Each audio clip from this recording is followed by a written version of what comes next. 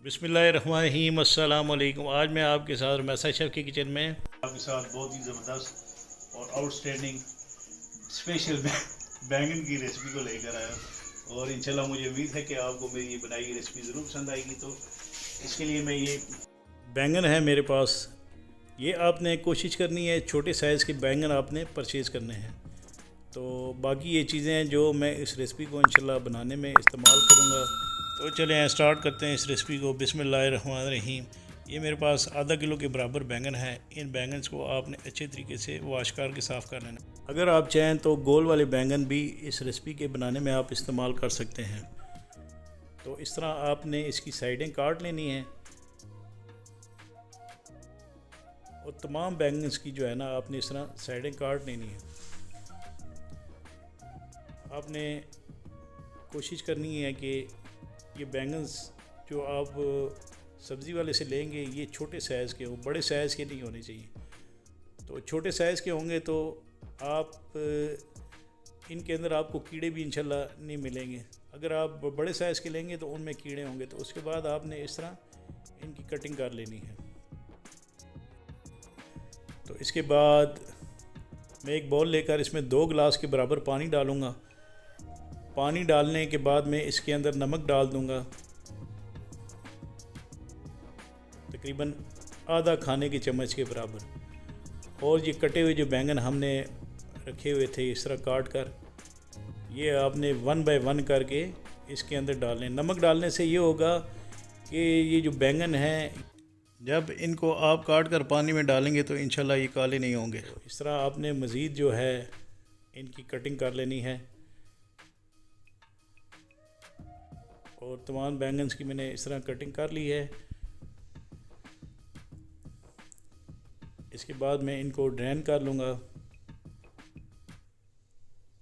Drain करने के बाद आपने एक नॉन स्टिक फ्राई पैन ले लेना है। इस फ्राई पैन में आपने तकरीबन आधा लीटर के बराबर ऑयल डालकर आपने ऑयल को गर्म होने देना है। जब ऑयल गर्म हो जाए तो तब आपने ये बैंगन इसमें डालकर फ्राई करने हैं। आपने जो चूल्हे की हीट है वो उसको ज़्यादा तेज़ नहीं रखना, मीडियम हाई हीट पर आपने इनको फ्राई करना है। ये इंशाल्लाह बैंगन इतने ज़बरदस्त बनेंगे जब इनको आप फ्राई कर लेंगे तो इसके अंदर बहुत ही ज़बरदस्त इंशाल्लाह टेस्ट आएगा। तो इनको मैं 3 से 4 मिनट तक फ्राई कर लूँगा। जब तक ये थोड़े से लाइट ब्राउन नहीं हो जाते तब तक आपने इनको इसी तरह फ्राई करना है। और फ्राई करने के बाद जब ये इस तरह तैयार हो जाएं तो आपने एक एक करके इनको निकाल लेना है। ये देखें बैंगन्स का थोड़ा सा कलर जो है चेंज हो चुका है।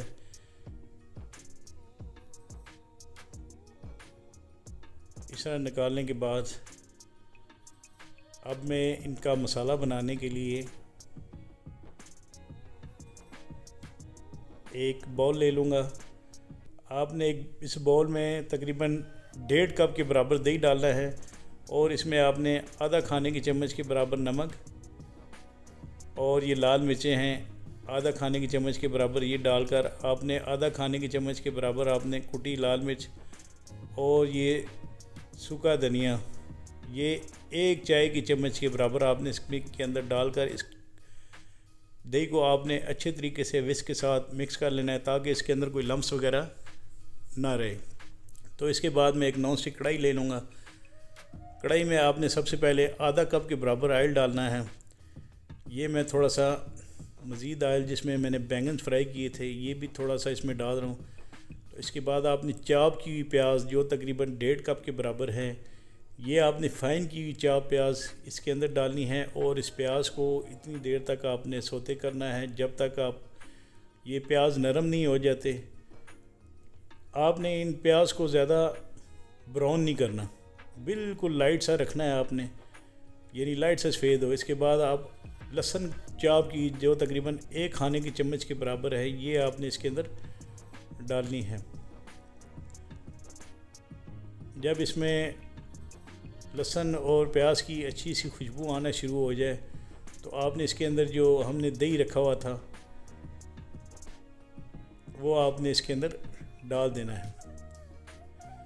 आप चाहें तो इसके अंदर टमाटर डाल सकते हैं, लेकिन मैंने इसमें टमाटर नहीं डाले। तो इसके बाद जो बैंगन हमने फ्राई करके रखे हुए थे, आपने ये 1 बाय 1 करके इसके ऊपर इस तरह लगा लेने हैं और आपने चूल्हे की फ्लेम को जो है वो तेज़ कर देना है ताकि दही का जो पानी है वो थोड़ा सा ड्राई हो जाए। इसके बाद आपने सौंफ आधा खाने की चम्मच के बराबर इसके अंदर डालनी है। ये ज़ीरा है, ये 1 चाय की चम्मच के बराबर डालना है। और कुटा हुआ सूखा धनिया, ये भी आधा खाने की चम्मच के बराबर डालकर आपने इन बैंगन्स में ये हरी मिर्चें और लाल वाली मिर्चें डालनी हैं। 4 अदद आपने हरी मिर्चें डालनी है और 6 से 7 अदद और लाल मिर्च जो है, तड़ा मिर्च जिसको कहते हैं, वो आपने डालकर इसको अच्छे तरीके से पकाना है।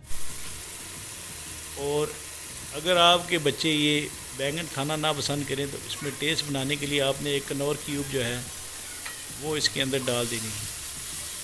तो ये बैंगन जो हैं ये हमारे तैयार हो चुके हैं। तो इंशाल्लाह ये मज़ेदार सी रेसिपी आप इसको एक दफ़ा ज़रूर ट्राई कीजिएगा।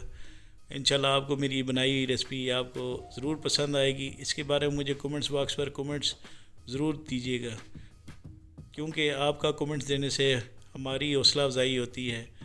अगर हम आपके लिए अच्छा काम कर रहे हैं तो प्लीज़ हमारे चैनल को सब्सक्राइब और लाइक ज़रूर कर दिया करें। तो इसके साथ ही आपसे इजाज़त चाहता हूँ। अल्लाह ताला आप सबका हामी नासिर।